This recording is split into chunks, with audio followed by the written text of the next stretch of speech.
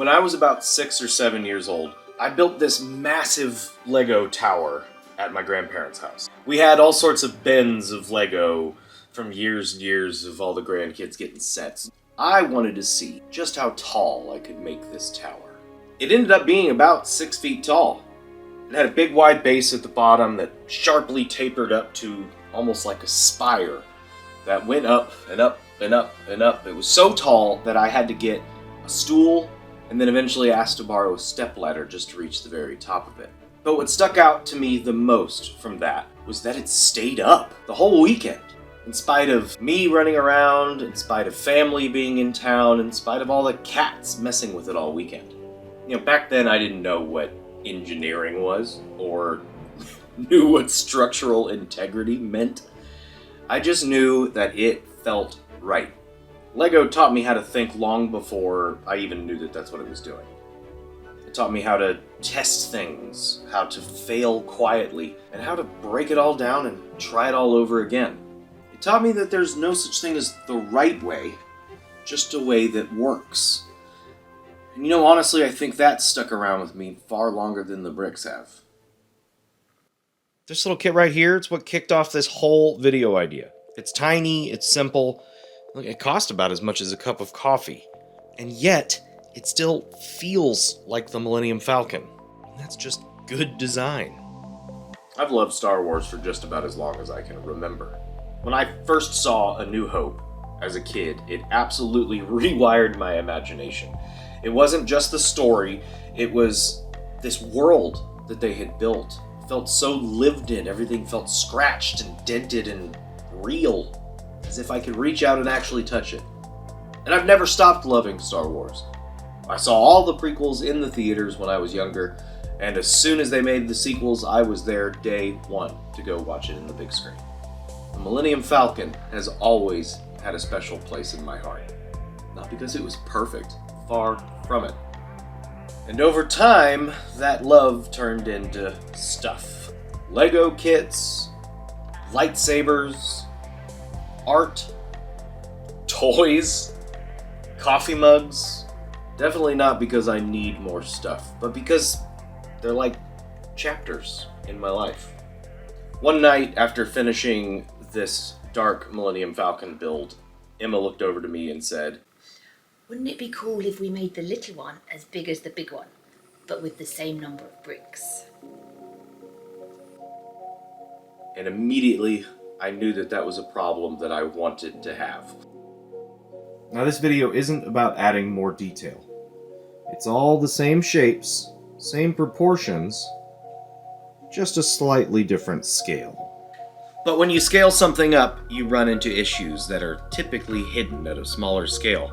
And you have other problems you have to deal with, like things like gravity, weight, wall thicknesses, tolerances. At this scale, Lego stops being cute and it starts being honest. One of the coolest parts about this project was that none of it was done in a vacuum.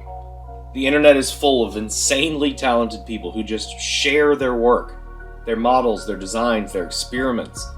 Not for credit, not for money, but because building cool things is better when more people get to do it. So I scoured thousands of models of Lego compatible bricks to find every piece that goes along with that set. All the pieces I found were designed to be this big. Getting them from this big to this big was a bit of a different story. Now it's all well and good having models this size, but if I'm gonna make this model the same size as this one, I needed to do a little bit of math. And what I discovered after some measuring was that this would need to be 4.5 to 1 scale. Essentially, 450 times larger than its original counterpart. Another big factor in these when scaling it up is making sure it all fits. Now after a few adjustments, tolerance tests, and a little bit of sanding and grinding here and there, I think I've got every piece just about ready to go.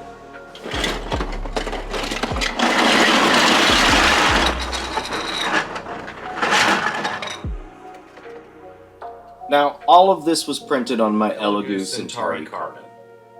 In my 10 years-ish of 3D printing, this is one of the best deals I think I've seen. I've used all sorts of different types and sizes and models of printers, but this one is reliable. It's got a real nice rigid frame, it's got great consistent prints, and when you're working on a project like this, that matters. Now, I'm not sponsored by Elegoo, even though, please, Elegoo, I would love for you to sponsor me. It's just easy and predictable, and I liked it so much that I ended up buying a second that I haven't even opened up yet. So while I'm not going to get into the whole setup process of this, there's plenty of amazing videos on the internet for that. It took about a week's worth of printing, which ended up being about this many hours of printing.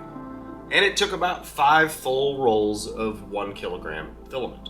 About $100 worth of filament after all said and done. And this is my favorite part. LEGO started as a solo thing for me. And somehow, it turned into this. 3D printing to me just feels like LEGO for grown-ups. Even though LEGO is technically still for grown-ups.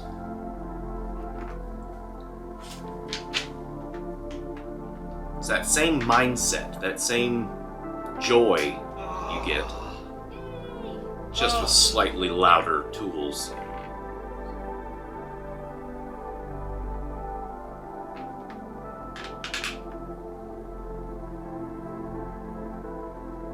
And just like that, this tiny $4 kit, now 450% bigger, lives next to the Falcons that I've had for years.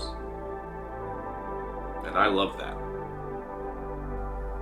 I think the real value here isn't the model that we made, it's the time. The surprise of just how big it actually is. And the act of doing something a little ridiculous together.